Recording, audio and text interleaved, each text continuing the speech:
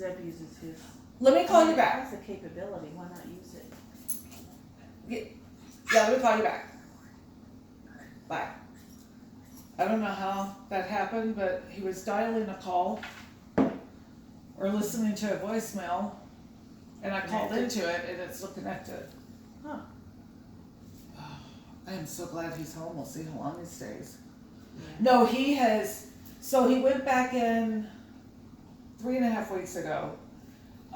He had stomach cancer, and so they removed his entire stomach. Well, he's been losing way too much weight, and his nutritional status sucks.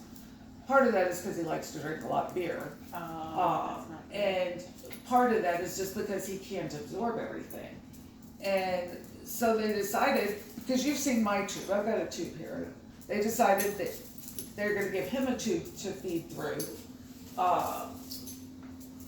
and took him back into surgery. They did a big, I don't know if they did a big procedure at that time where they opened it all the way up or not. They may have. Put the tube in. He started having exactly the same problems I had. I wish he had talked to me about it because I had been there. I could have helped him.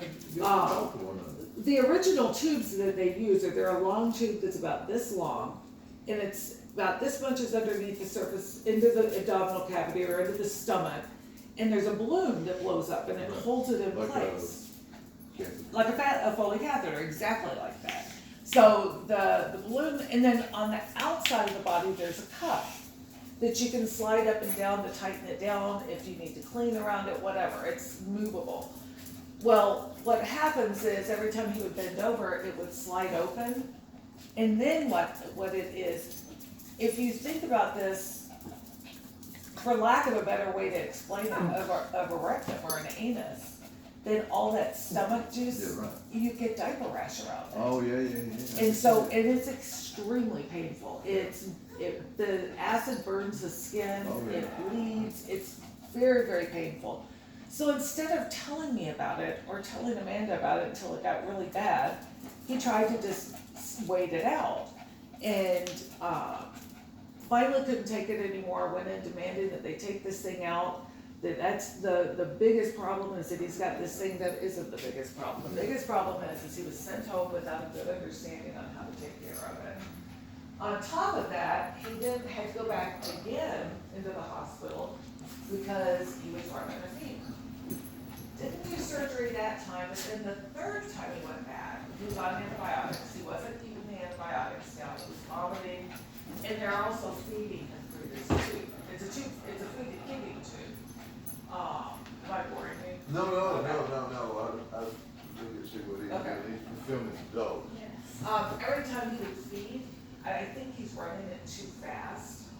He was vomiting into his mouth. So again, I'm getting rid of this.